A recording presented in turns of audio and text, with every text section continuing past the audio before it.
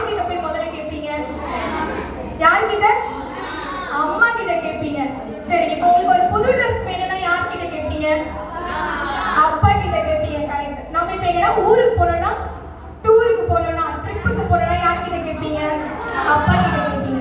அப்ப அம்மா அப்பா ரெண்டு பேருமே நமக்கு நம்ம வாழ்க்கைக்கு ரொம்ப தேவையானவங்க. கரெக்டா? அவங்க கிட்ட இருந்து இந்த ஜெனரேஷன்ல நிறைய பிள்ளைங்க தேவையில்லாத கனெக்ஷன், அதாவது நீங்க ஸ்கூலுக்கு போறீங்க, காலேஜ் போற பிள்ளைங்க இருக்கீங்க, இப்போ மோஸ்ட்லி எல்லா நேரமும் யார் கூட இருப்பீங்கன்னு பார்த்தீங்கன்னா உங்க ஃப்ரெண்ட்ஸ் கூட இருப்பீங்க. தேவையில்லாத கனெக்ட் தான் உங்களுக்கு நிறைய வரும். அவங்க பேச்செல்லாம் கேட்டு நீங்க என்ன பண்ணுவீங்க? பேரண்ட்ஸை மதிக்க மாட்டீங்க, பேரண்ட்ஸ்க்கு கீழ்ப்படிய மாட்டீங்க. ஆனா பைபிள் என்ன சொல்லுது?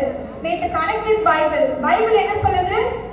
பைபிள் ஒழுக்கத்தையும் கீழ்ப்படிதலையும் ஞானத்தையும் கற்று தருது இல்ல? அப்ப நீங்க அதுக்கு கீழ்ப்படியணும்ல. வசனம் என்ன சொல்லுதுன்னா, உன் தகப்பனையும் தாயையும் கனம் பண்ணுவாயாக சொல்லுதா? இந்த வசனத்துக்கு நீங்க கீழ்ப்படுவீங்களா? கீழ்ப்படிவோம். சொல்லுங்க, கீழ்ப்படிவோம். எஸ்.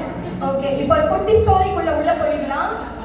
உங்களை மாதிரியே ஒரு பையன், அவன் என்ன பண்ணனா, அவங்களோட பாட்டி ஊருக்கு வருஷம் அவன் ட்ரெயின்ல போறது ஒரு வழக்கம். சின்ன வயசுல தான் அவன் ட்ரெயின்ல போறான்.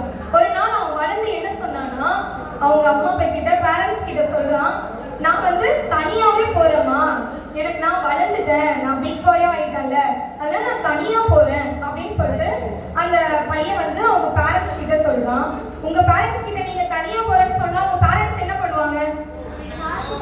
நோ சொல்லுவாங்கல்ல. அதேதான் அந்த பேரண்ட்ஸும் அங்க நோ சொன்னாங்க. போகக்கூடாது, தனியா போறது பாதுகாப்பு இல்ல, அதனால வேண்டாம் தனியா அப்படின்னு சொன்னாங்க. உங்களுக்கு ஒரு விஷயம் வேணும்னா நீங்க என்ன பண்ணுவீங்க? Very good. அடம் பிடிப்பீங்களா? நீங்க அடம் பிடிக்கிறத பொறுத்து தான் உங்களுக்கு அந்த விஷயம் எவ்வளவு பிடிக்கும்ன்றது பேரண்ட்ஸ்க்கு தெரியும். அந்த அளவுக்கு நீங்க அடம் பிடிப்பீங்க.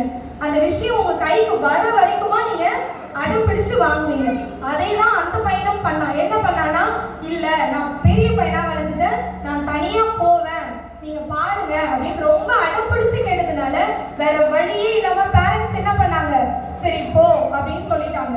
ஆனா உன்னை டிராப் பண்ணிட்டு வர வரைக்கும் நாங்க ஸ்டேஷன் வரைக்கும் நாங்க வருவோம் அப்படின்னு பேரண்ட்ஸ் சொன்னதுனால அந்த பையன் கிளம்பும் பொழுது அவங்க அப்பா ஒரு சீட்டு கொடுக்குறாரு. சீட்டை கையில கொடுத்து, இதை பாக்கெட்ல போட்டுக்கோ, உனக்கு எப்போ பயம் மனசுல வருதோ அப்ப நீ அந்த சீட்டை எடுத்து பாரு அப்படின்னு சொல்லிட்டு அவங்க அப்பா ஒரு குட்டி சீட்டை பாக்கெட்ல போட்டு அனுப்புறாரு. அவனும் ஜாலியா போறான். ஏன்னா ஃபர்ஸ்ட் டைம் அவன் தனியா போனோம் அப்படின்னு ஆசைப்பட்டது நிறைவேற போகுது. அதனால அவன் ஜாலியா போறான். இவங்க பேரண்ட்ஸ் என்ன பண்ணாங்க? ஸ்டேஷன்ல போய் அவனை ட்ரெயின் ஏற்றி விட்டு கிளம்பிட்டாங்க. இவனும் ஏறுற உடனே உள்ள உட்காந்துதான் அவனுக்கு ஒரே எக்ஸைட்டா இருந்தது. நம்ம தனியா டிராவல் பண்ண போறோம், எப்படி இருக்க போகுது அப்படின்ற ஒரு எக்ஸைட் அவனுக்குள்ள இருந்துச்சு. எல்லாம் அந்த ஸ்நாக்ஸ் விற்கிறவங்க, புதுசா ஏறுறவங்க, இறங்குறவங்க எல்லாருமே பார்த்து அவன் ரொம்ப ஹாப்பியா ஃபீல் பண்ணிட்டு ஜாலியா உட்காந்துட்டு வரான். அவனோட இறங்குற இடம் வரப்பொழுது அப்போ டிக்கெட் கேட்கிறவர் என்ன பண்றாரு? தம்பி டிக்கெட் கொடுப்பா அப்படின்னு கேட்கிறாரு. அவனை எடுத்து கொடுக்குறான். கொடுத்ததும் நீ தனியா வந்திருக்க அப்படின்னு ஒரு கேள்வி எழும்புது. அப்ப அவனுக்குள்ள ஒரு கன்ஃபியூஸ் ஆகுது. நம்ம தனியா வந்திருக்கோம்ல அப்படின்ட்டு மனசுக்குள்ள ஒரு கன்ஃபியூஷன் இருக்கு. அப்புறம் என்ன பண்றாங்க? இன்னும் சில பேர் ஏறுறவங்க என்ன பண்றாங்க?